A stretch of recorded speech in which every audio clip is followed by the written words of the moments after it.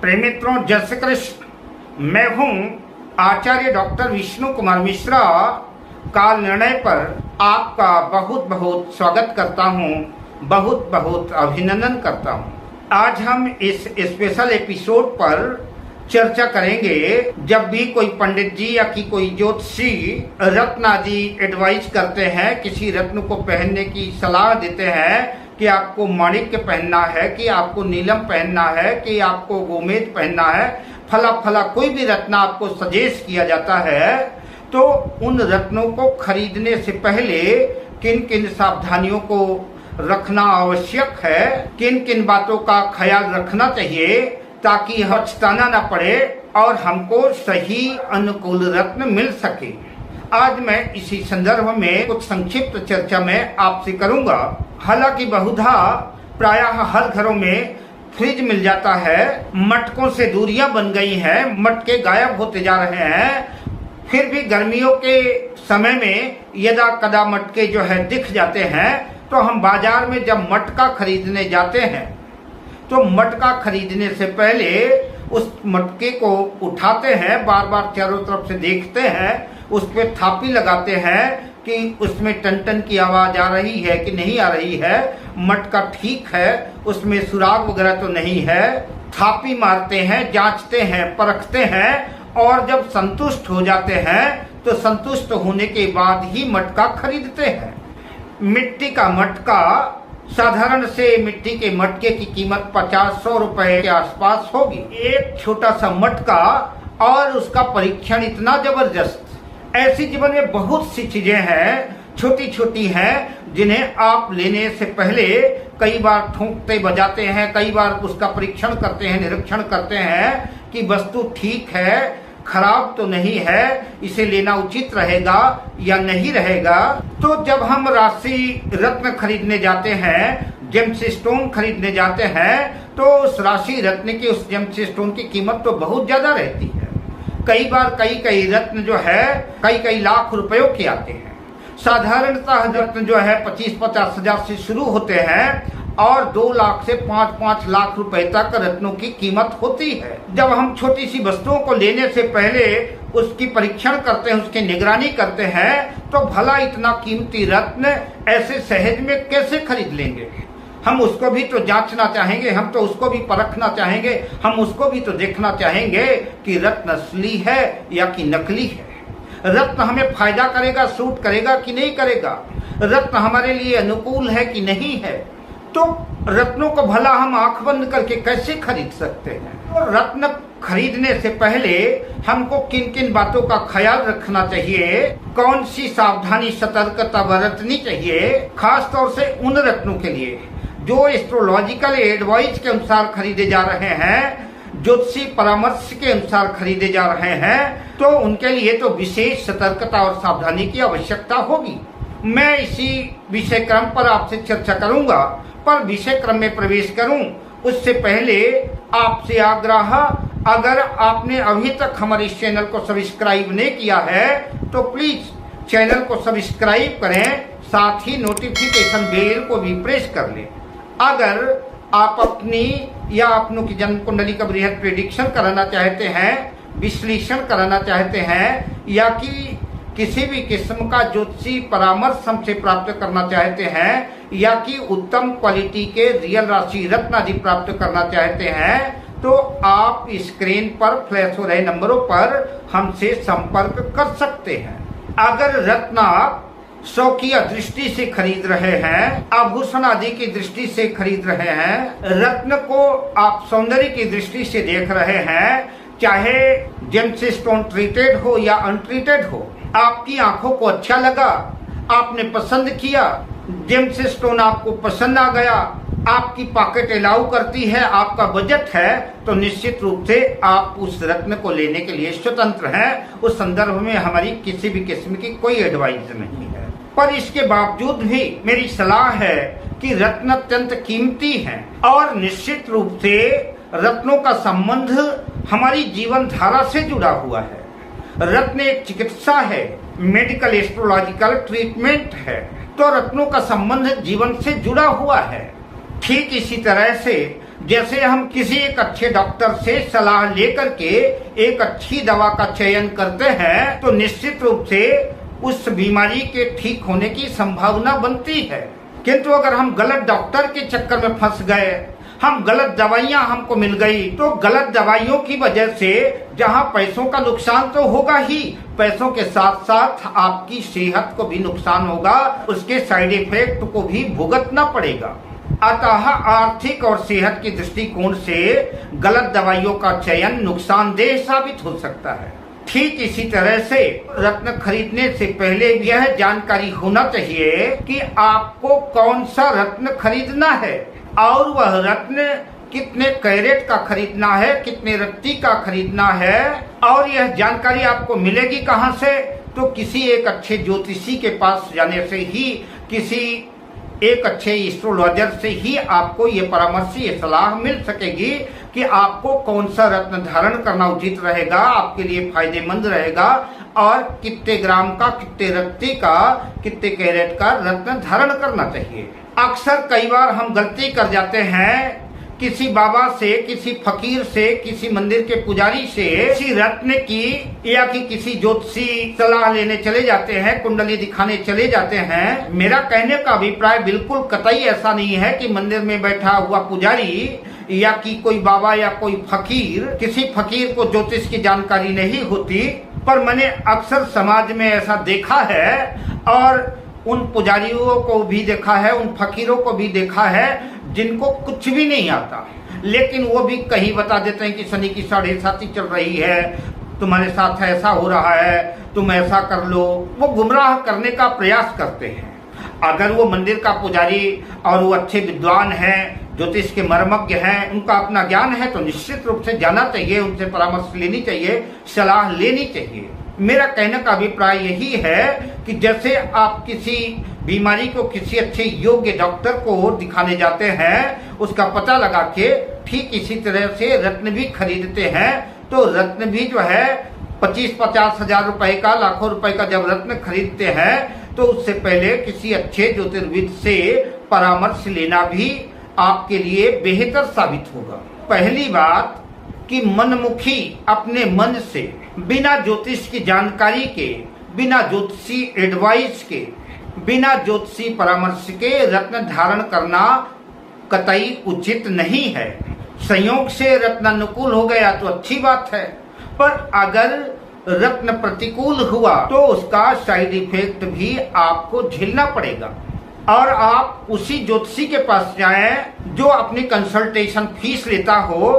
Free के चक्कर में बिल्कुल मत जाएं। फ्री के चक्कर में संभव है कि आप धोखा खा सकते हैं। फ्री की सलाह वही देते हैं कि आपको फ्री की सलाह दे करके, घुमा फिरा करके, आपके माइंड को बास करके आपको अच्छा खासा चूना लगा सके।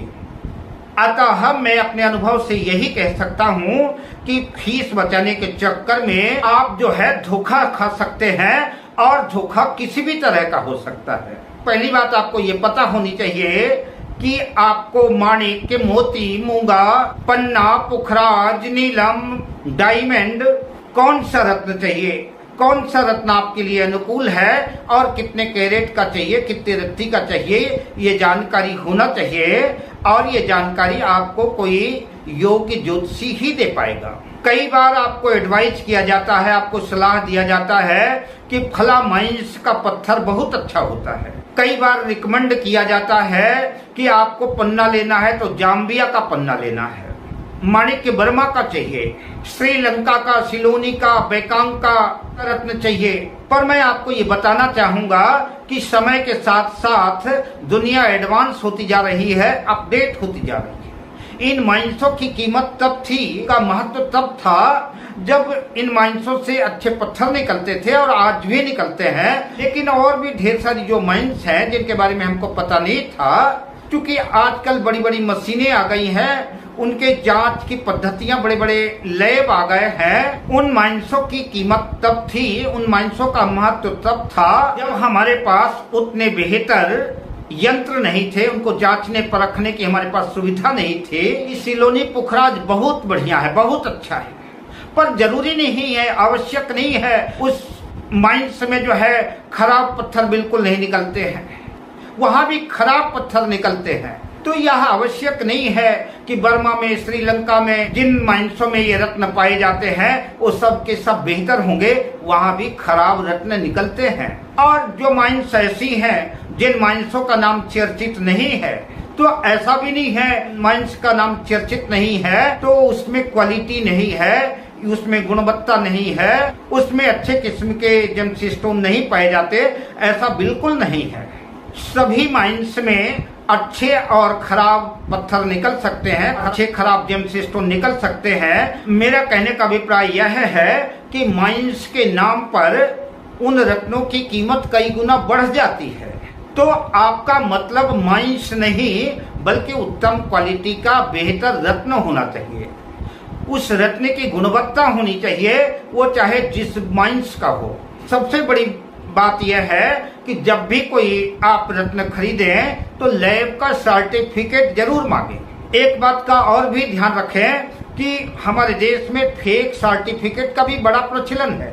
हर एक जेमस्टोन में विजिटिंग कार्ड साइज का सर्टिफिकेट लगा रहता है, तो फेक सर्टिफिकेट का भी बड़ा प्रचलन है। इसमें हम आगे चर्चा आपसे करेंगे, पर आपको हम ये भी बताएं कि जब भी कोई ज्योतिषी आपको रत्न एडवाइज करता है तो रत्न से पहले सवा शब्द जोड़ देता है कि 5.25 रत्ती का चाहिए, 3.25 रत्ती का चाहिए, 7.25 रत्ती का चाहिए। तो कोई भी अंक से पहले सवा शब्द जुड़ जाता है। उसका आधार सिर्फ इतना ही है कि सवा शब्द जोड़ देने से जो है उसमें शुभता का प्रभाव मान्यता के अनुसार ज्यादा बढ़ जाता है।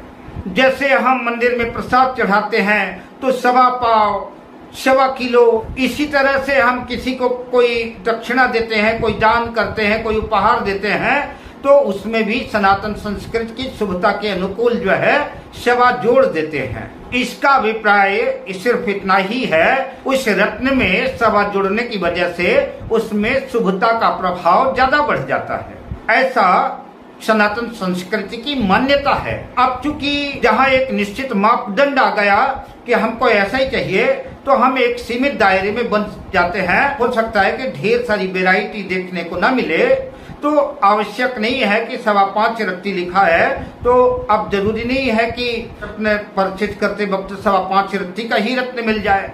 6 रत्ती का भी मिल सकता है, 7 रत्ती का भी मिल सकता है, और बेहतर क्वालिटी और अच्छी क्वालिटी देखने को मिल सकती है। अपने मापदंड को संकुचित ना करें, जितना एडवाइज किया गया है उससे ज्यादा लेने से भी और अधिक लाभ होगा, और आपके पास एक बहुत ढेर सारी वैरायटी भी देखने को मिल जाएगी। प्रायः ज्योतिषी रत्न रत्ती में लिखते हैं, लेकिन जो व्यापारिक लेन देन होता है, जब एक व्यापारी दूसरे व्यापारी को रत्न देता है तो कैरेट में मापदंड लिखा जाता है, और सर्टिफिकेट में भी जो उसकी वैल्यूएशन लिखी जाती है वो जो है रत्ती में नहीं लिखी जाती, वो कैरेट में ही मेंशन रहती है। इससे पहले मैं चर्चा कर रहा था फेक सर्टिफिकेट की, कि फेक सर्टिफिकेट का भी जो है भारतीय बाजार में खूब प्रचलन है। ऐसे ठग आ गए हैं, ऐसे व्यापारी आ गए हैं जिनको आपके फायदे की कोई टेंशन नहीं, उनको सिर्फ अपने ही लाभ की, अपने ही फायदे की चिंता है। तो मेरी सलाह है कि आप जब भी रत्न खरीदें तो जिससे भी रत्न खरीदें तो उससे सर्टिफिकेट अवश्य मांगें, और उस सर्टिफिकेट में उसकी ग्रेविटी वगैरह देखें, संतुष्ट होने के बाद ही रत्न खरीदें, और साथ ही जिससे रत्न खरीद रहे हैं उससे स्पष्ट शब्दों में बता दें कि यह आपका सर्टिफिकेट मैं ले तो जरूर रहा हूं, और रत्न खरीदने से पहले आप बिल अवश्य लें जिसमें जीएसटी वगैरह मेंशन हो। जीएसटी मेंशन होने का मतलब यह है, जीएसटी वाले बिल को लेने से मतलब यह है कि व्यापारी अपनी बात से मुकर नहीं सकता, और व्यापारी से आप स्पष्ट चर्चा करें कि मैं यह रत्न आपसे खरीद रहा हूं, इसको मैं अपनी सुविधा के अनुसार किसी सरकारी लैब में टेस्ट कराऊंगा। तो अतः जब भी जो है तो आप रत्न खरीदें तो जेमस्टोन की सर्टिफिकेट लें, सरकारी लैब का सर्टिफिकेट हो तो बेहतर है, और जीएसटी मेंशन बिल अवश्य लें। आजकल जो सबसे ज्यादा पूछा जाने वाला सवाल है वो ये है कि रत्न को ट्रीटेड लें या कि अनट्रीटेड लें, रत्न नेचुरल लें या कि ट्रीटेड हीटेड लें, कैसा लें, यह लोग अक्सर पूछते हैं।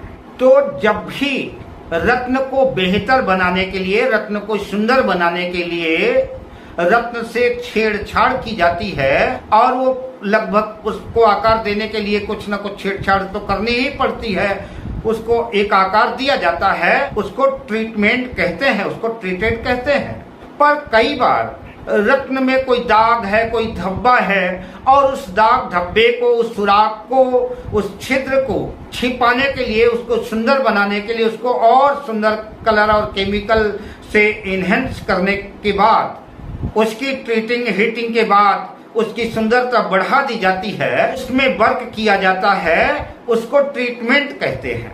अब सवाल उठता है रत्न ट्रीटेड हो या अनट्रीटेड हो। तो रत्न पहनने वालों के भी दो तरह के लोग होते हैं। एक लोग तो शौकिया होते हैं कि वो जो शौकवश रत्न धारण करते हैं, तो ठीक है, जो शौकिया दृष्टिकोण से रत्न धारण करना चाहते हैं, पहनना चाहते हैं, उनके लिए कोई मनाही ही नहीं है। निश्चित रूप से आप ट्रीटेड या अनट्रीटेड कोई भी रत्न ले सकते हैं। लेकिन जो लोग एस्ट्रोलॉजिकल ज्योतिषीय सलाह के अनुसार पर, एस्ट्रोलॉजिकल एडवाइस के अनुसार रत्न खरीद रहे हैं, वो रत्न खरीद रहे हैं अपनी ग्रह दशा, अंतर्दशा, कुंडली के ग्रहों को ठीक करने के लिए। कुंडली में जो विघ्न बाधाएं आ रही हैं, उन विघ्न बाधाओं को समाप्त करने के लिए जो है वो रत्न खरीद रहे हैं। उनकी समस्या का समाधान तो तभी निकलेगा जब वो नेचुरल सही रत्न का इस्तेमाल करें। दाग धब्बे वाले, कटे फटे, दोषपूर्ण जेमस्टोन रत्न जो ज्योतिषीय दृष्टिकोण से उपयुक्त नहीं माने जाते, और जिन जेमस्टोन को और सुंदर बनाने के लिए या कि उसके दाग धब्बों को छिपाने के लिए उसके दोष को छिपा लिया गया है, वह आपके लिए उपयुक्त नहीं है। जो जेमस्टोन होने चाहिए वो अनट्रीटेड होना चाहिए, नेचुरल होना चाहिए। हालांकि ट्रीटमेंट की दृष्टि से बोले तो कटाई छटाई और उनका भी होता है, कलर उनमें भी किया जाता है, लेकिन ऐसे रत्न लेने चाहिए जिसमें हीटिंग वगैरह न किया गया हो, वो आपके लिए ज्यादा अनुकूल और बेनिफिट देने वाले होंगे और आपके कार्य को सिद्ध करने वाले होंगे। एस्ट्रोलॉजिकल एडवाइस के अनुसार, ज्योतिषीय परामर्श के अनुसार आपको अनट्रीटेड नेचुरल रत्न ही खरीदना चाहिए। और आप ज्वेलरी पर्पज से ले रहे हैं, शौकिया पर्पज से ले रहे हैं, तो कुछ भी ले, आप ट्रीटेड ले, अनट्रीटेड ले, जो आपको अच्छा लगे आप उसके लिए स्वतंत्र हैं, आप ले सकते हैं। अब मैं मिलता हूं अगली वीडियो में, तब तक शुभकामनाओं के साथ। जय श्री कृष्ण।